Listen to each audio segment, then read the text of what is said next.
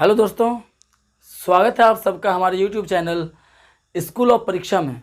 मैं सुनु तिवारी आप सबों का तहे दिल से शुक्रिया अदा करता हूं। और आज मैं आपके बीच केमिस्ट्री के कुछ टॉपिक्स को लेकर आया हूं। केमिस्ट्री, और ये टॉपिक हमारा class 8th, 9th, 10th, 11th सब से बिलोंग करेगा। आज हम लोग इसमें संयोजकता यानी वैलेंसी, इलेक्ट्रॉनिक विन्यास, कौन धातु होते हैं कौन अधातु होता है उसकी पहचान हम कैसे करते हैं, सूत्र कैसे बनाए जाते हैं, इन सब चीज़ों पे चर्चा करेंगे और उसको सीखेंगे। संयोजकता वैलेंसी, आप इससे अवगत होंगे। यहाँ आप जो देख रहे हैं हमारे बोर्ड पे लिखा हुआ 1 से 20 तक ये तत्व हैं: hydrogen, helium, lithium, beryllium, boron, carbon, nitrogen, oxygen, fluorine, neon, sodium, magnesium, aluminium, silicon, phosphorus, sulphur, chlorine, argon, उसके बाद ये पोटेशियम आपका, और ये कैल्शियम। तो ये टोटल 20 तत्व हैं। इन 20 तत्वों में आज आप सीखेंगे सबसे पहले वैलेंसी निकालते कैसे हैं, कौन इसमें धन आयन है कौन ऋण आयन है, यानी किस पे प्लस चार्ज होता है किस पे माइनस होता है, ये तय कैसे होता है, कौन धातु है कौन अधातु है, और अनुसूत्र कैसे बनाए जाते हैं। तो सबसे पहले हम देखते हैं हाइड्रोजन।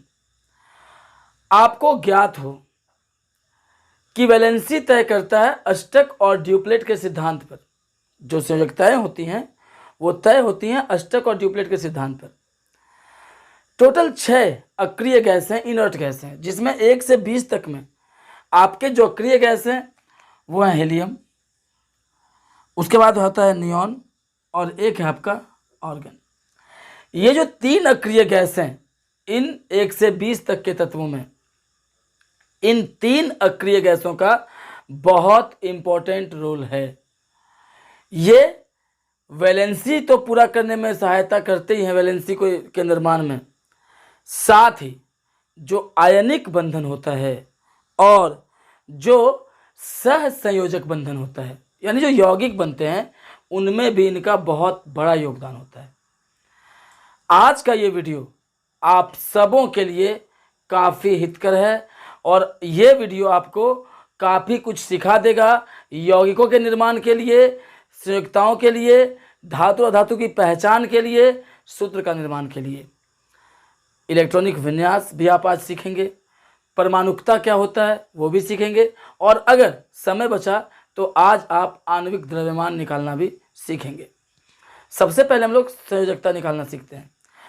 तो आप संयोजकता को ऐसे समझें कि कोई भी तत्व अष्टक या ड्यूप्लेट के निर्माण के लिए जितने इलेक्ट्रॉन लेता है या देता है, अर्थात वो ग्रहण करता है या दान करता है, वो उसकी संयोजकता होती है। अगर आपसे कोई पूछे कि हाइड्रोजन का वैलेंसी क्या है, तो आप देखें कि हाइड्रोजन जिस अक्रिय गैस के सबसे नज़दीक है वो है हीलियम, और एक सिद्धांत के अनुसार किसी भी तत्व की जितनी परमाणु संख्या होती है उतना ही उसके पास इलेक्ट्रॉन होता है और उतना ही उसके पास प्रोटॉन होता है। और आपको पता हो कि प्रोटॉन जो होता है वो धन आवेश होता है, यानी पॉजिटिव चार्ज उस पर रहता है, और इलेक्ट्रॉन पे निगेटिव चार्ज होता है, वो ऋण आवेश होता है। तो अब सवाल ये उठता है कि वैलेंसी तय कैसे होती है। आपने बहुत जगह पे ये देखा होगा कि H को H2 भी लिखा जाता है और H को H2 ही लिखा जाता है। अगर अनुसूत्र की बात करें तो H को अनुसूत्र के रूप में H2 लिखते हैं। क्यों लिखते हैं, रीजन क्या है उसका? ये जो 2 आता है ये कहाँ से आता है? O को आप देखेंगे कि O2 लिखा होता है, ये O2 क्यों लिखा होता है, रीजन क्या है? आप N2 को देखेंगे, N को देखेंगे N2 लिखा होता है। तो ये होता कैसे है, यहाँ से आप समझें बारीकी से कि ये होता कैसे और वैलेंसी का इसमें क्या योगदान है। सबसे पहले हम बात करते हैं H2 की या H की। चूंकि H का परमाणु संख्या 1 है, यानी इसके पास 1 इलेक्ट्रॉन है और 1 प्रोटॉन है, लेकिन शेयरिंग इलेक्ट्रॉन ही होता है। वो उसकी कक्षाओं में घूमता रहता है, वो उसकी कक्षाओं में स्थित होता है। तो आप देखिए कि हाइड्रोजन के पास एक इलेक्ट्रॉन है और जितने भी अक्रिय गैस हैं ये स्टेब्लिश्ड हैं, ये ना तो शेयरिंग करते हैं और ना ही किसी को देते हैं, ये अपनी कक्षाओं को फुल कर लेते हैं, अष्टक पूरा कर लेते हैं। हीलियम अपना ड्यूप्लेट पूरा करता है। एक अगर आप कक्षाओं को समझें तो कक्षाओं को KLMN और उप कक्षाओं को SPDF इससे डोनेट किया जाता है, SPDF से। तो 1 से 20 के पार, 20 के पार वाले तत्वों का जब हम लोग वैलेंसी निकालते हैं तो उसके लिए ये फॉर्मूला, ये फॉर्मेट यूज करते हैं। लेकिन 1 से 20 तक के तत्वों का वैलेंसी हम आसानी से निकाल सकते हैं। आज आप उसको सीखें। एक सूत्र होता है कि आप अधिक से अधिक कितने इलेक्ट्रॉन किसी कक्षा के अंदर रख सकते हैं। कितने इलेक्ट्रॉन? सूत्र होता है 2n²। यानी अगर पहली कक्षा है वो तो 2 गुना 1² यानी 2 गुना 1 अर्थात 2। यानी आप पहली कक्षा में कितने इलेक्ट्रॉन रख सकते हैं? 2। दूसरी कक्षा के लिए जहाँ पे n है वहाँ 2 रखेंगे, तो 2 गुना 2 गुना 4 गुना 2 हो जाएगा 8। यानी दूसरे सेल में आप अधिक से अधिक 8 इलेक्ट्रॉन रख सकते हैं। तीसरी कक्षा के लिए जहाँ n है वहाँ 3 रखेंगे, यानी आप 18 रख सकते हैं। चौथी कक्षा के लिए जहाँ n है वहाँ 4 रखेंगे, यानी आप 32 रख सकते हैं। ये सिस्टम चलता है हमारा कक्षाओं को लेकर। फिर एडजस्ट करते हैं इसको और अष्टक का निर्माण होता है, अष्टक से हम कक्षा को पूर्ण करते हैं। जब दूसरी कक्षा से तीसरी कक्षा में हम जंप करते हैं तो अगर हमारे पास पर्याप्त इलेक्ट्रॉन्स हैं या वो तत्व पर्याप्त परमाणु संख्या रखता है तो 18 उसके अंदर भरा जाएगा, और नहीं तो फिर वो जंप करेगा 8 को लेकर। एक एग्जाम्पल आप देखिए कि मान लीजिए कैल्शियम है और कैल्शियम का हमको इलेक्ट्रॉनिक विन्यास लिखना है, तो पहली कक्षा में हम शर्त के अनुसार रख सकते हैं कितने इलेक्ट्रॉन? 2। दूसरी में 8। अब तीसरे में हमारे पास 18 इलेक्ट्रॉन का जगह बचा ही नहीं है, क्योंकि 8 और 2 10 यहाँ ऑलरेडी हो चुका है, हमारे पास बचा हुआ है 10। हमें तीसरे कक्षा में अष्टक पूरा करके चौथे कक्षा में जाना है, तो तीसरी कक्षा में कितना रखेंगे? 8, और जो बच गया 2 वो आ जाएगा चौथे कक्षा में। यानी अगर आपका ये सवाल हो कि हम यहाँ पे 10 क्यों नहीं रखे, जब हमारे पास 20 टोटल है तो यहाँ 10 क्यों नहीं रखे तीसरी कक्षा के अंदर जब हम 18 रख सकते हैं, तो आप जान लीजिए कि आप किसी भी कक्षा में अगर आपके पास पर्याप्त नहीं है इलेक्ट्रॉन तो 8 यानी अष्टक पूरा करके कम से कम 8 इलेक्ट्रॉन रख करके आप चौथे कक्षा में जंप कर सकते हैं। ये बातें आपको समझ में आएंगी अभी आप जब समझेंगे यहाँ पे। तो फिलहाल आप ये जानिए कि हम लोग पहली कक्षा में अधिक से अधिक 2 इलेक्ट्रॉन, दूसरी में 8, तीसरी में 18 और चौथी में 32 रख सकते हैं। अब आप इसको देखिए कि कंडीशन ये है अब यहाँ पे कि हाइड्रोजन का वैलेंसी होता कितना है और सबका हम निकालते कैसे हैं, इलेक्ट्रॉनिक विन्यास कैसे निकालते हैं। हीलियम के पास 2 इलेक्ट्रॉन हैं, इसके पास 1 है। अब इसको अगर हीलियम के जैसे बनना है या उसके जैसा बिहेव रखना है तो इसको चाहिए कम से कम 1 इलेक्ट्रॉन और जिसको इलेक्ट्रॉन चाहिए, आप याद रखिएगा कि ऋण आवेश किस पे होता है? जो लेता है। चूंकि हाइड्रोजन को चाहिए, किससे चाहिए? हीलियम से चाहिए, इसलिए ये चला जाएगा माइनस में, यानी हाइड्रोजन। अब सवाल ये उठता है यहाँ पे कि हाइड्रोजन फिर प्लस चार्ज प्लस H क्यों होता है?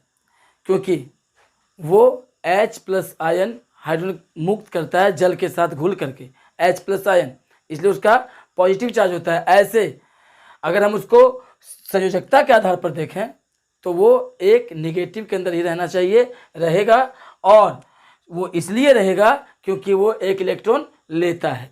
यानी हाइड्रोजन का वैलेंसी हो गया आपका 1, और चूंकि वो जल में घुलकर H प्लस आयन देता है इसलिए हम उसको इंडिकेट करते हैं H प्लस से, लेकिन रियलिटी यही है कि वो एक ऋणात्मक अवस्था में रहना चाहिए। लिथियम लिथियम के पास टोटल 3 इलेक्ट्रॉन हैं, 3। और जब लिथियम को हम देखते हैं तो लिथियम के पास, अगर हम इसका इलेक्ट्रॉनिक विन्यास बनाते हैं लिथियम का, तो लिखते क्या है हम, 2 1। अब आप देखिए कि अगर हमें लिथियम को इसके जैसा बनाना है, मीन्स लिथियम का चाहेगा कि हम हीलियम के जैसा बने, तो इसके पास 1 इलेक्ट्रॉन ज़्यादा है। आप देख लीजिए, 1 ज़्यादा है, इसके पास होना चाहिए था 2, तभी नहीं इसके पास जैसा बनेगा, लेकिन इसके पास 1 ज़्यादा है, इसलिए क्या करेगा, 1 इलेक्ट्रॉन दान कर देगा किसी को भी, ताकि ये हीलियम का जैसा बिहेव बना सके। इसका मतलब ये हुआ कि इसका भी वैलेंसी 1 होगा, लेकिन चूंकि ये दान कर रहा है इसलिए ये किस में चला जाएगा, प्लस। अब आप देखिए बेरिलियम को, बेरिलियम के पास 4 इलेक्ट्रॉन है टोटल, इसकी परमाणु संख्या 4 है, यानी इसका इलेक्ट्रॉनिक विन्यास बनेगा 2 2। लेकिन बात वही है फिर से कि अगर बेरिलियम को हीलियम के जैसा बनना है तो इसको 2 इलेक्ट्रॉन त्यागने होंगे। इसका मतलब ये साफ है कि इसका भी वैलेंसी चला जाएगा 2+। इसी तरह से हम आगे बढ़ेंगे। अब बोरोन का देखेंगे, 2 और 3। अब इसका भी वही कंडीशन है, इसको 3 इलेक्ट्रॉन त्यागना होगा, इसका वैलेंसी 3 हो जाएगा। कार्बन जो है, अब आप देखिए यहाँ से कार्बन जितना दूर हीलियम से है उतना ही दूर ये नियॉन से है। कार्बन की परमाणु संख्या है 6, लेकिन इस कंडीशन में चूंकि कार्बन के बाहरी कक्षा में कितने इलेक्ट्रॉन हैं, 4। और आप ये चीज जान लें कि जिस तत्व के बाहरी कक्षा में 1 2 या 3 इलेक्ट्रॉन होते हैं वो तत्व धातु होता है। जिस तत्व के बाहरी कक्षा में 1 2 या 3 इलेक्ट्रॉन होते हैं वो तत्व धातु होता है। और जिसकी कक्षा में 4 5 6 7 ऐसे इलेक्ट्रॉनों की संख्या रहेगी, सबसे बाह्यतम कक्षा में जिसकी 5 6 7 8 रहेगी वो तत्व अधातु हो जाएंगे। तो अभी आप सीख जाएंगे कि वो ऐसा क्यों है। इसलिए देखिए आप हाइड्रोजन का, इसकी बाहरी कक्षा में 1 तत्व है, 1 इलेक्ट्रॉन है और ये H+ आयन देता है, इसलिए इसका पॉजिटिव चार्ज माना जाता है। बाकी अगर आप देखिए कार्बन को, तो कार्बन के बाहरी कक्षा में 4 इलेक्ट्रॉन है, यानी इसकी वैलेंसी हो जाएगी 4, वो भी निगेटिव, क्योंकि ये 4 इलेक्ट्रॉन जब किसी के साथ लेगा तब ये बनेगा किसके जैसा, नियॉन के जैसा। नियॉन के जैसा अगर इसको बिहेव बनाना है तब इसको चाहिए 4 इलेक्ट्रॉन और चूंकि ये अधातु है इसलिए ये लेगा। और अब सवाल ये उठता है कि ये 4 इलेक्ट्रॉन जब शेयर करेगा तो जितना इलेक्ट्रॉन कोई भी तत्व शेयर करता है, मतलब लेता है या देता है, वो उसकी होती है वैलेंसी। अगर कार्बन 4 इलेक्ट्रॉन लेगा तो इसका जो वैलेंसी होगा, इसका जो संयोजकता होगा वो 4 होगा, माइनस में इसलिए क्योंकि ये लेगा और जो लेता है वो नेगेटिव जाता है। अब आप नाइट्रोजन को देखिए, नाइट्रोजन का जो परमाणु संख्या कितना है, 7। तो इसका पहले कक्षा में कितना इलेक्ट्रॉन रख सकते हैं, 2। बाकी जो 5 बचा वो 5 जंप करेगा किसमें, बाह्यतम कक्षा में। अब आप देखिए 5, तब अब आप देखते हैं कि जो बाह्यतम कक्षा में इसके पास इलेक्ट्रॉन है वो है 5, और इसको अगर नियॉन के जैसा बनना है तो टोटल के पास 7 है और नियॉन के पास 10 है, यानी इसको नियॉन के जैसा स्थायित्व प्राप्त करने के लिए 3 इलेक्ट्रॉन और चाहिए, 3। आप देख लीजिए इसके पास 7 है टोटल और नियॉन के पास 10 है, और अगर नियॉन के जैसा इसको स्थायित्व प्राप्त करना है तो इसको चाहिए 3 इलेक्ट्रॉन और। अब ये 3 क्या करेगा, 3 तो लेगा, और जब ये लेगा तो ये क्या हो जाएगा, माइनस। इसका मतलब इसकी जो वैलेंसी होती है वो होती है -3, यानी इसका जो वैलेंसी होगा वो 3 होगा, लेकिन वो ऋणात्मक होगा, माइनस में होगा। ऑक्सीजन को अगर हम देखें तब इसकी बाह्यतम, इसका जो पहला कक्षा है उसमें 2 इलेक्ट्रॉन ये रख सकता है। अब इसके पास बचा कितना एक्स्ट्रा, जो इसका सबसे बाहरी कक्षा में जाएगा, 6, 2 और 6 8।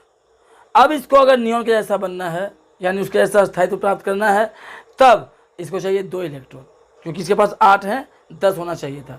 तब ये क्या करेगा, 2 इलेक्ट्रॉन किसी से लेगा, या तो अपने ही किसी परमाणु से शेयर करेगा या किसी अन्य से लेगा, इसका मतलब इसका भी वैलेंसी 2 होगा, इसका 2 होगा, लेकिन वो जाएगा माइनस में। क्यों? क्योंकि इसको लेना है अस्थायित्व प्राप्त करने के लिए या अष्टक का निर्माण के लिए। अब आप देखिए फ्लोरीन को। फ्लोरीन जो है उसके पास 9 इलेक्ट्रॉन है, तो पहली कक्षा में ये 2 इलेक्ट्रॉन रखेगा। अब जो 7 इसके पास बचे वो चला जाएगा सबसे एक्सटीरियर सेल में। और अब इसको अगर बनना है नियॉन के जैसा तो इसको 1 इलेक्ट्रॉन चाहिए, यानी इसका जो वैलेंसी होगा, संयोजकता होगा, वो हो जाएगा 1 माइनस में। अब आप समझ रहे होंगे कि इसमें अगर आपसे पहचानने के लिए बोला जाए कि कौन धातु है और कौन अधातु है, तो H हाइड्रोजन का चूंकि टोटल गुण अधातु का है, सिर्फ यही एक अपवाद है कि वो H प्लस आयन देता है, लेकिन रहेगा ये अधातु का ही हिस्सा, क्योंकि इसको भी हीलियम के जैसा बनने के लिए 1 इलेक्ट्रॉन चाहिए। बाकी ये तीनों के तीनों धातु के रूप में आएंगे, क्योंकि इनका सबसे बाहरी सेल में 1 2 3 इलेक्ट्रॉन है। साथ ही ये चूँकि दान करते हैं, ये सारे प्लस में हैं। बाकी के ये चारों आपके कौन कौन, कार्बन, नाइट्रोजन, ऑक्सीजन और फ्लोरीन, ये चारों के चारों अधातु हैं जिनकी वैलेंसी है क्रमशः 4 3 2 1। क्योंकि इन चारों को अपना अष्टक पूरा करने के लिए, नियॉन के जैसा बिहेव करने के लिए इन चारों को इलेक्ट्रॉन चाहिए थे। इसको 4 इलेक्ट्रॉन चाहिए थे, इसका वैलेंसी 4 हो गया। इसको 3 चाहिए थे, इसका 3 हो गया। इसको 2 चाहिए थे, इसको 1 चाहिए थे। तो ये सारे हो गए अधातु आपके, और ये हो गया क्रमशः इनका वैलेंसी। तो उम्मीद करता हूँ कि अभी तक आपको समझ में आया होगा। और अब 11 से आप फिर इसको आगे देखिए, और इसके बाद आप देखें 11वां से। एक चीज़ आप याद रखें कि जब हम लोग इलेक्ट्रॉन, चूँकि इलेक्ट्रॉन शेयरिंग होता है यहाँ पे प्लस माइनस हो जाता है, तो आप एक काम कर सकते हैं कि आप इलेक्ट्रॉन भी आगे लगा सकते हैं जितने इलेक्ट्रॉन का वो शेयरिंग करता है। अगर वो 3 इलेक्ट्रॉन शेयर करता है तो वो 3 लिख सकते हैं आप, 3 + 3। 4 करता है तो 4, यानी जितना इलेक्ट्रॉन वो शेयर करेगा आप उतना इलेक्ट्रॉन उसके साथ लिख सकते हैं। आप ये भी लिख सकते हैं कि ऑक्सीजन -2 इलेक्ट्रॉन, ये भी लिख सकते हैं आप कि ऑक्सीजन का जो होता है वो वैलेंसी 2 होता है, -E भी कर सकते हैं आप, या -2E भी कर सकते हैं आप। आपके तरीके से वो डिपेंड करता है कि आप उसको कैसे लिखते हैं। अब हम बात करते हैं आगे सोडियम से। तो अब देखिए सोडियम का जो वैलेंसी होता है वो कैसे हम निकालते हैं। सब कुछ डिपेंड करता है इलेक्ट्रॉनिक कन्फिग्रेशन पर, मतलब इलेक्ट्रॉनिक विन्यास के ऊपर। हम इसका जब इलेक्ट्रॉनिक विन्यास लिखते हैं तो पहले कक्षा में आप 2 इलेक्ट्रॉन रख सकते हैं, दूसरे में कितना रख सकते हैं, 8। अब 8 और 2 10, इसके पास टोटल कितना है, 11। यानी इसका 1 इलेक्ट्रॉन अगले कक्षा में, कक्षा M में जंप करेगा। तो अब देखते क्या है हम कि अगर सोडियम को नियॉन के जैसा बनना है, यानी स्थायित्व प्राप्त करना है, तो इसके पास भी रहना चाहिए था 10 इलेक्ट्रॉन। इसके पास हो गया है 11, एक एक्स्ट्रा जा रहा है। यानी वो 1 इलेक्ट्रॉन अगर ये त्याग करता है किसी को भी, आपने नमक का नाम सुना होगा, सोडियम क्लोराइड, जिसका सूत्र होता है NaCl। तो NaCl आयनिक बॉन्डिंग बनाते हैं, आयनिक यौगिक है, ये आयनिक बंधन बनाते हैं, क्योंकि इसमें एक धातु है दूसरा धातु है। साथ ही इसमें शेयरिंग नहीं होता है, ट्रांसफ़र होता है, सीधे दे दिया जाता है। अब ऐसा इसलिए होता है क्योंकि हम सीधा वो कैल्शियम और सोडियम इसका ही समझा देते हैं। कैल्शियम के पास 17 इलेक्ट्रॉन है टोटल, तो ये पहले कक्षा में 2 रखता है, दूसरे में 8 रखता है, और तीसरे में कितना रखता है, 7। कैल्शियम के ठीक नज़दीक का, सबसे नज़दीक का जो अक्रिय गैस है वो है आर्गन, और आर्गन के पास टोटल इलेक्ट्रॉन है 18। अगर कैल्शियम को आर्गन के जैसा बिहेव बनाना है, अस्थायित्व प्राप्त करना है, तो इसको भी 1 इलेक्ट्रॉन चाहिए। वो कहाँ से लेगा? अब इसको तलाश है ऐसे तत्व की जो अपना 1 इलेक्ट्रॉन दान करे, ताकि इसको वो मिल जाए और दोनों बंधन बना लें। तो अब देखिए, इसको 1 इलेक्ट्रॉन त्यागना है, इसको 1 इलेक्ट्रॉन चाहिए। ये दोनों क्या करते हैं, आपस में कॉम्बाइंड कर देते हैं इलेक्ट्रॉनों को, यानी NaCl को। अभी हम आपको लुईस डॉट स्ट्रक्चर के माध्यम से ये समझा रहे हैं कि क्योंकि क्लोरीन के बाहरी कक्षा में कितना इलेक्ट्रॉन है, 7। तो 2 2 4 2 6 और 1 7, और सोडियम के बाहरी कक्षा में 1 इलेक्ट्रॉन है। ये क्या करता है, अपने 1 इलेक्ट्रॉन को इसको त्याग देता है, इसको, यानी अब इसके पास कुछ भी नहीं बचा। 1 इलेक्ट्रॉन के त्याग देने के बाद इसका अष्टक पूरा हो गया, और ये बन गया किसके जैसा, ऑर्गन के जैसा। उसी तरह सोडियम, चूंकि एक इलेक्ट्रॉन त्याग चुका है, अब इसके पास टोटल बच गया 10 इलेक्ट्रॉन, ये अपना एक इलेक्ट्रॉन त्याग चुका है, तो इसका जो स्थायित्व हो गया या इलेक्ट्रॉनिक विन्यास हो गया, वो हो गया नियॉन के जैसा। इसलिए चूंकि एक इलेक्ट्रॉन ये दिया और एक इलेक्ट्रॉन ये लिया, ये दोनों आपस में जो बॉन्डिंग बनाते हैं, जो बंधन बनाते हैं, उसको बोलते हैं आयनिक बंधन, क्योंकि इसमें एक तत्व धातु है, दूसरा अधातु है। अगर आपको NaCl ये समझ में आया हो ऐसा कि ऐसा क्यों हुआ, तो आप कमेंट बॉक्स में जरूर कमेंट कीजिएगा, क्योंकि सोडियम के बाह्यतम कक्षा में 1 इलेक्ट्रॉन है और कैल्शियम के क्लोरीन के बाहरी कक्षा में 7 इलेक्ट्रॉन है। तो 7, इसको चाहिए 1 इलेक्ट्रॉन और इसको दान करना 1 इलेक्ट्रॉन। ये दोनों आपस में क्या करते हैं, बॉन्डिंग बना लेते हैं। इसका 1 इलेक्ट्रॉन जो ये दान करता है वो इसको मिल जाता है और ये आयनिक बॉन्डिंग बना करके NaCl यानी साधारण नमक का निर्माण करते हैं। मैग्नीशियम, अगर हम मैग्नीशियम की बात करें तो इसका इलेक्ट्रॉनिक विन्यास आपको मिलेगा 2, 8, 2, क्योंकि इसके पास 12 इलेक्ट्रॉन है। ये पहले कक्षा में 2 इलेक्ट्रॉन रख सकता है, दूसरे में 8, और तीसरा में जो 2 इसके पास बच गया वो 2 जंप करेगा, किस में, तीसरी कक्षा में। और चूंकि ये 2 इलेक्ट्रॉन त्यागेगा, तब इसका जो इलेक्ट्रॉनिक विन्यास है वो होगा नियॉन के जैसा, जिसका था 2, 8। और उसी तरह इसको भी अगर 2, 8 बनाना है, यानी इसको स्थायित्व प्राप्त करना है, तो इसको 2 इलेक्ट्रॉन त्याग करना होगा। 2 इलेक्ट्रॉन, कई बार ये अपने वैसे ही तत्व को ढूंढता है जिसको 2 इलेक्ट्रॉनों की आवश्यकता होती है। इसलिए आपने कई बार देखा होगा MgO, magnesium oxide, magnesium oxide, ये दोनों बनाते हैं, क्योंकि मैग्नीशियम के पास 2 इलेक्ट्रॉन ज़्यादा है और ऑक्सीजन के पास 2 इलेक्ट्रॉन कम है। और अब आप पूछेंगे कि ये जो 2 इलेक्ट्रॉन थे इन दोनों के, वो ये निर्माण कैसे करते हैं, तो आप उसको भी देख लें कि ऑक्सीजन के पास टोटल कितने इलेक्ट्रॉन हैं, बाहरी कक्षा में 6।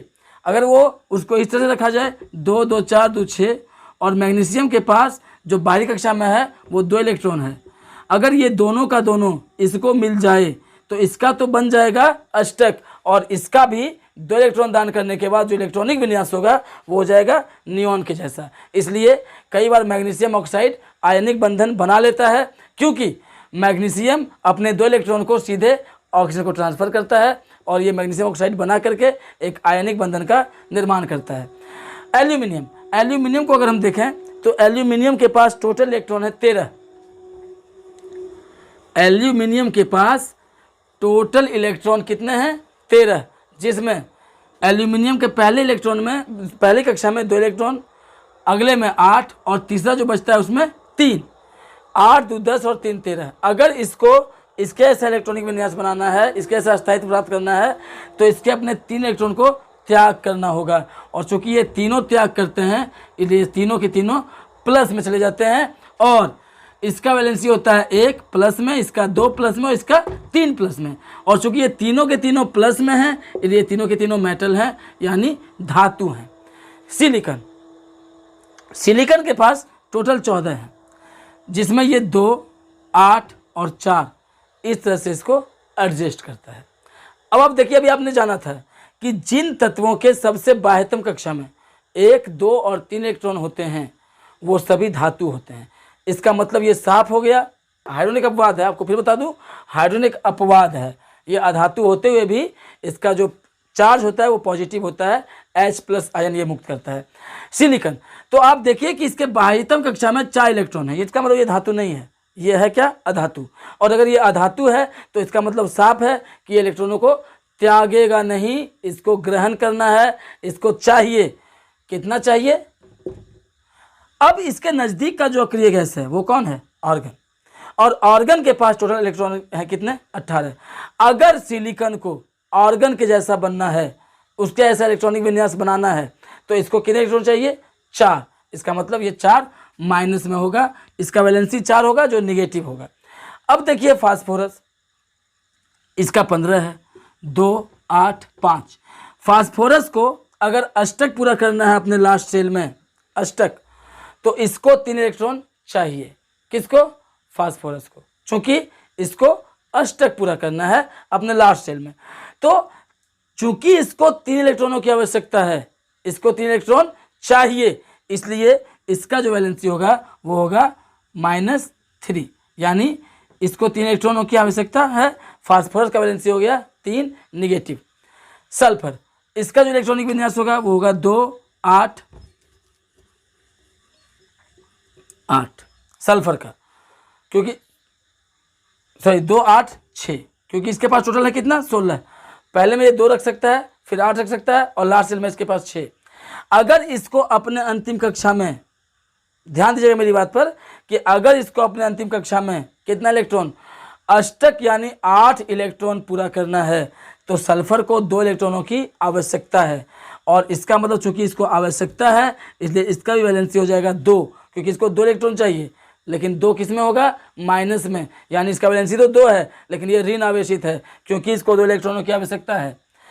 क्लोरीन, अभी आपने जाना था कि क्लोरीन के बाह्यतम कक्षा में 7 इलेक्ट्रॉन है, और इसको अगर अष्टक पूरा करना है तो इसको 1 इलेक्ट्रॉन की आवश्यकता है, यानी क्लोरीन का जो वैलेंसी होगा वो होगा 1, किस में होगा, माइनस में, वो भी जाएगा क्योंकि इसको 1 इलेक्ट्रॉन चाहिए। इसका वैलेंसी होगा 2 8 8। चूंकि ये अपना अष्टक पूरा कर लेता है अंतिम कक्षा में, और अभी आपको बताया गया था कि जो भी तत्व अपने अंतिम कक्षा में अपना अष्टक पूरा कर लेते हैं, अपने सबसे बाहरी कक्षा में अपना अष्टक पूरा कर लेते हैं, वो अक्रिय गैस होता है, यानी ऑर्गन हो गया आपका अक्रिय गैस। और उसके बाद कैल्शियम, इसका पोटेशियम का अगर बात करें, चूँकि इसका जो लैटिन नाम है वो है कैलियम। आप ये जान लें कि सोडियम जो Na लिखा गया है वो नाट्रियम होता है लैटिन नाम, और लैटिन नाम के आधार पर नामकरण इन लोगों का, इन सब का तय हुआ है। उसी तरह ये कालियम है जिसका मतलब होता है पोटेशियम। तो इसका अगर इलेक्ट्रॉनिक विन्यास की बात किया जाए तो पहले में 2, फिर 8, चूँकि ये 2 सेल अपना पूरा कर चुका है, तीसरे में फिर ये अष्टक पूरा करता है और जंप करता है चौथी कक्षा में, और चौथी कक्षा में इसके पास 1 इलेक्ट्रॉन इसके बाहरी कक्षा में बचेगा। क्यों, 2 8 10 8 18 और 1 19, इसके बाह्यतम कक्षा में कितना इलेक्ट्रॉन है, 1 इलेक्ट्रॉन। और चूंकि इसको अगर ऑर्गन के जैसा इलेक्ट्रॉनिक विन्यास बनाना है, आप देखिएगा तो इसके पास जो एक अतिरिक्त आ गया है, इस इलेक्ट्रॉन को वो दान करना चाहेगा, और चूंकि ये दान करेगा ये चला जाएगा किस में, प्लस में। इसका मतलब ये भी क्या है, धातु है। और फिर हम बात करें कैल्शियम की, तो कैल्शियम के पास 2 8 8 और इसके बाहरी कक्षा में बचेंगे 2 इलेक्ट्रॉन। अगर इसको भी इसके ऐसा बनना है, इसके साथ स्थायित्व बनाना है, तो इसको भी 2 इलेक्ट्रॉन दान करना होगा, यानी ये भी चला जाएगा किस में, प्लस में। इसका मतलब 1 से 20 तक के तत्वों में आपके ये तीनों धातु हैं, ये धातु है, ये धातु है, ये धातु है, और ये दोनों धातु हैं, बाकी सब अधातु हैं और 3 अक्रिय गैस हैं। इसके अलावा आप समझ गए होंगे कि वैलेंसी कैसे निकालते हैं। आप याद रखिएगा फिर से कि वैलेंसी निकालने के लिए कोई भी तत्व अष्टक या ड्यूप्लेट पूरा करने के लिए जितने भी इलेक्ट्रॉनों को लेता है या त्याग करता है वो उसकी वैलेंसी होती है। इसका मतलब एक बार फिर मैं आपको रिपीट कर दूं, आप नोट कर लीजिएगा। हाइड्रोजन की वैलेंसी 1 होगी, हीलियम 0 चूँकि अपने कक्षाओं को पूरा कर चुका होता है, लिथियम का 1, बेरिलियम का 2, बोरॉन का 3, कार्बन का 4, नाइट्रोजन को अपना अष्टक पूरा करने के लिए अंतिम कक्षा में 3 इलेक्ट्रॉन चाहिए, इसलिए नाइट्रोजन का वैलेंसी हो जाएगा 3। ऑक्सीजन को 2 इलेक्ट्रॉन चाहिए। यहाँ पे आप ध्यान रखिएगा कि 6 है और इसको 8 बनाना है बाहरी कक्षा में, यानी अगर 6 है और इसको 8 बनाना है तो इसको कितना इलेक्ट्रॉन चाहिए, 2 चाहिए, यानी इसकी वैलेंसी 2 हो जाएगी। फ्लोरीन इसके साथ है, इसको 8 पूरा करने के लिए 1 चाहिए, यानी इसकी वैलेंसी 1 हो जाएगी। नियोन ऑलरेडी अष्टक पूरा कर चुका है। सोडियम इसका सबसे बाहरी कक्षा में 1 इलेक्ट्रॉन है, और इसको अगर नियोन के जैसा बनना है तो इसको अपना इस 1 इलेक्ट्रॉन को दान करना होगा, इसलिए इसकी वैलेंसी 1 हो जाएगी। उसी प्रकार मैग्नीशियम की 2, एल्यूमिनियम की 3, फिर सिलिकॉन 14 है इसके पास, इसको 4 चाहिए, यानी इसकी वैलेंसी 4 हो जाएगी। फास्फोरस के पास टोटल 15 हैं, इसको 3 चाहिए, किसके जैसा बनने के लिए, ऑर्गन के जैसा, इसकी 3 हो जाएगी। सल्फर को अगर बनना है ऑर्गन के जैसा तो इसके पास टोटल है 16, इसको 2 चाहिए, इसकी वैलेंसी 2 हो जाएगी। क्लोरीन के पास टोटल 17 हैं, इसको अगर बनना है ऑर्गन के जैसा तो इसको चाहिए 1 इलेक्ट्रॉन, यानी इसकी वैलेंसी 1 हो जाएगी। ऑर्गन ऑलरेडी अपना अष्टक पूरा कर चुका है। इसके बाद पोटेशियम को अगर आपको देखना है तो पोटेशियम का 19 है टोटल, जिसमें इसका सबसे बाहरी कक्षा में 1 इलेक्ट्रॉन है, जिसको ये दान करेगा तो ये ऑर्गन जैसा इलेक्ट्रॉनिक विन्यास बना लेगा, यानी इसकी वैलेंसी 1 हो जाएगी, और कैल्शियम की वैलेंसी 2 हो जाएगी। आपने समझ लिया होगा धातु कौन होता है, जो 1 2 3 रहेगा प्लस में। अधातु कौन होगा, जो 4 5 6 7 रहेगा, पहचानने में आपको आसानी होगी। और वैलेंसी हम लोग कैसे निकालते हैं ये आपने समझ लिया होगा। अब थोड़ी सी बात सूत्र पे कर रहे हैं, आप इस चीज़ का ध्यान रखिए। तो दोस्तों अब सीखते हैं हम लोग सूत्र बनाते कैसे हैं, सूत्र बनाने का तरीका कैसे बनाते हैं। अभी आपको वैलेंसी बताया गया और वैलेंसी के आधार पर आप बना सकते हैं सूत्र को। संयोजकता काफ़ी आवश्यक फैक्ट था आपके दृष्टिकोण से। मान लीजिए जल का जो सूत्र होता है H2O, ये बनता कैसे आप इसको जानिए वैलेंसी के आधार पर। इसमें दो तत्व हैं, हाइड्रोजन और ऑक्सीजन। हाइड्रोजन और ऑक्सीजन, हाइड्रोजन की जो वैलेंसी है वो है 1 और ऑक्सीजन की जो है वो है 2। अब करते क्या है हम लोग, क्रॉस मल्टीप्लिकेशन करते हैं, यानी H को 2 से और O को 1 से।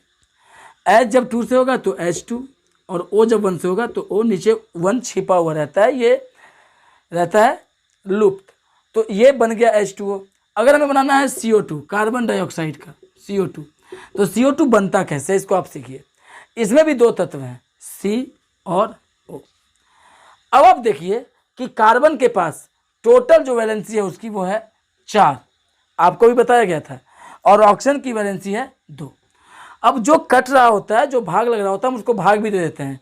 ये दोनों के दोनों 2 से भाग लगते हैं, ये 2 से 1 बार में और ये 2 से 2 बार में।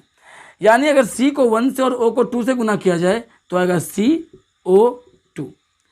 अगर हमें MgO बनानी है, मैग्नीशियम ऑक्साइड, जिस पर मैंने चर्चा भी करी थी अभी, तो अगर मैग्नीशियम ऑक्साइड बनानी है MgO, तो मैग्नीशियम के पास जो उसका जो वैलेंसी है वो है कितना, 2, और O का वैलेंसी है 2। ये 2 एक बार में, ये भी एक बार में कट गया, Mg1 से और O1 से, तो हो जाएगा MgO। उम्मीद करता हूँ कि आपको सूत्र बनाने का तरीका समझ में आया होगा। हालांकि मूलक जो होते हैं अम्लीय और भास्मिक, उन मूलकों के आधार पर नाइट्रेट, सल्फेट, फॉस्फेट, जब हम इनका सूत्र निकालते हैं, जब इनको कॉम्बाइन करते हैं, तो उसका सिर्फ वैलेंसी अगर आपको पता चला जाए, अगर आपको सिर्फ उसका वैलेंसी पता हो जाए तो आप उसको भी निकाल सकते हैं। मान लीजिए हमको हाइड्रोक्लोरिक अम्ल बनाना है HCl, तो हम उसको कैसे बनाएंगे, तो हाइड्रोजन और क्लोरीन HCl में यही दो तत्व हैं, इसका वैलेंसी 1 है, इसका भी 1 है, आप इसको 1 से गुना करें और इसको 1 से गुना करें, HCl। तो उम्मीद करता हूँ आपको ये तरीका समझ में आ गया होगा, और आप इसी पे आगे के कई सूत्र को ट्राई कर सकते हैं। आप जहाँ भी आप देखते हैं बड़े बड़े सूत्रों को, वहाँ से आप तत्वों को लें, उनकी वैलेंसी को चुनें और इसी तरह से आप क्रॉस मल्टीप्लाई करके उसको भी निकाल सकते हैं। मूलक इसमें बहुत बड़ा योगदान निभाता है, जिस पे हम कभी वीडियो में चर्चा करेंगे। अब आप देखिए इसके आगे कि हम लोग आणविक द्रव्यमान कैसे निकालते हैं, आणविक द्रव्यमान मॉलिक्यूलर मास वो कैसे निकालते हैं। मैं आपके सामने 2 सूत्र रखता हूं, एक H2O, एक CO2। आप इसको देखिए H2O और CO2 को। अगर आप H2O को देखें तो आणविक द्रव्यमान निकलता है जितना भी उसमें तत्व है, और जो उसकी परमाणविक जो उसका परमाणु द्रव्यमान होता है, उसके आधार पर आणविक द्रव्यमान की रचना होती है, यानी वो निकलती है। आप देखिए कि हाइड्रोजन का जो परमाणु द्रव्यमान है वो है 1 लगभग, और इसमें जो इसके जो संख्या यहाँ परमाणुओं के वो हैं 2, यानी 2 को गुना करेंगे 1 के साथ, जो इसका परमाणु द्रव्यमान है, जो इसकी संख्या है, प्लस O, यहाँ O की संख्या है 1 और इसका परमाणु द्रव्यमान है 16, यानी 1 गुना होगा 16 के साथ। और इसको आप याद रखिएगा कि एटॉमिक मास यूनिट इसका AMU होता है, मानक रूप AMU। जब हम लोग आणविक द्रव्यमान निकालते हैं तो उसका होता है AMU, एटॉमिक मास यूनिट। तो 2 गुना 1 2 प्लस 16 गुना 1 16, ये हम निकाल रहे हैं आणविक द्रव्यमान, और 2 गुना 1 2 प्लस 16 गुना 1 16 AMU, यानी इसका आएगा 18 AMU। अगर आपसे कोई पूछे कि जल का आणविक द्रव्यमान क्या होता है तो आप उसको आराम से बता सकते हैं 18 AMU।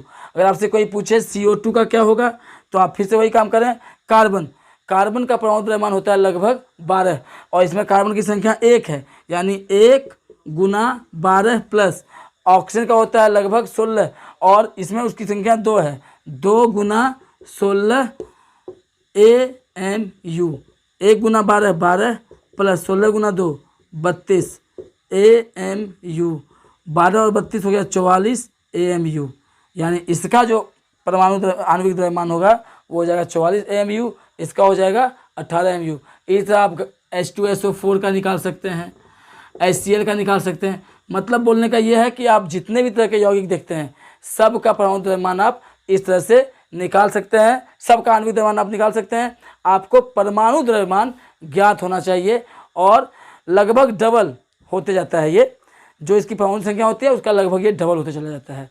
तो उम्मीद करता हूँ कि आपको आणविक द्रव्यमान भी समझ में आ ही गया होगा, आप सूत्र निकालने के लिए सीख ही गए होंगे, आपने वैलेंसी भी समझ ही लिया होगा, आपने कौन धातु है कौन धातु ये भी पहचानने के लिए सीख ही गए होंगे आप। बस लास्ट एक आप समझ लीजिए परमाणुकता, कि परमाणुकता हम कैसे निकालते हैं और परमाणुकता निकालने के शर्त क्या हैं, आप उसको भी समझ लें। दोस्तों आप जितना ज़्यादा से ज़्यादा लाइक, सब्सक्राइब, शेयर, कमेंट करें वो हमें हमारे लिए एनर्जेटिक होता है, हमारे लिए ऊर्जा का काम करता है। हमारा प्रयास है आपसे जुड़कर अपने ज्ञान को बांटना और हम ऐसा करने में प्रयासरत हैं। तो अब आप देखिए परमाणुकता कैसे निकालते हैं। अगर हम देखें तो एक अणु के अंदर जितनी परमाणुओं की संख्या होती है वो होती है उसकी परमाणुकता। परमाणुकता मान लीजिए कोई आपसे सवाल पूछ दे कि आप बताइए कि H2O का परमाणुकता क्या होगा। अणु, एक अणु के अंदर परमाणुओं की संख्या उसकी परमाणुकता कहलाती है। यहाँ पे H के 2 परमाणु हैं और O के 1 हैं, यानी 2 और 1, इसका परमाणुकता हो जाएगा 3।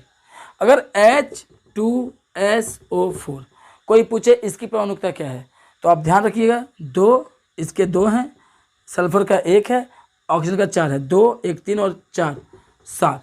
अगर कोई पूछे आपसे कि अच्छा ये बताइए कि इसकी क्या होगी C4H10, तो आप आराम से बता सकते हैं कि 10 और 4 14, यानी जितने भी परमाणु उस अणु के अंदर होंगे उन सभी की संख्याओं का कॉम्बाइंड रूप होता है क्या, परमाणुकता। तो दोस्तों आज हमारा लक्ष्य था आपको 1 से 20 तक के तत्वों के अंदर धातु और धातु को पहचानने आप सीख जाएं, आप उसकी वैलेंसी को निकालने के लिए सीख जाएं, आप परमाणुकता सीख जाएं, जैसा कि मैंने आपको वीडियो के पहले ही कहा था, आप सूत्र निकालना सीख जाएं और आप आणविक द्रव्यमान सीख जाएं। ये 5 फैक्ट्स हमारे आज के लक्ष्य थे और उम्मीद करता हूं कि आपको ये बिल्कुल समझ में आ गया होगा और आप अपना प्यार हमारे साथ बरकरार रखिए।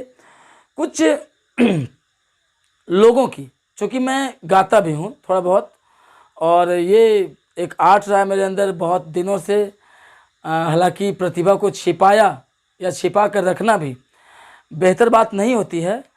तो आज लाइव आपके साथ YouTube पर मैं कुछ गाने का प्रयास करूंगा और अगर आपको पसंद ना भी आए तब भी हौसला अफजाई ज़रूर करेंगे। आप कोशिश करिएगा कि कम से कम एनर्जी बरकरार रहनी चाहिए। टूटे फूटे शब्दों में मैं कुछ प्रस्तुत करने जा रहा हूं आपके बीच और आप जरा सा, एक सॉन्ग है जो थोड़ा बहुत क्या बहुत ज़्यादा मोटिवेट करता है, साहस देता है और वो गाना मैं आप सबों को डेडिकेट करता हूँ।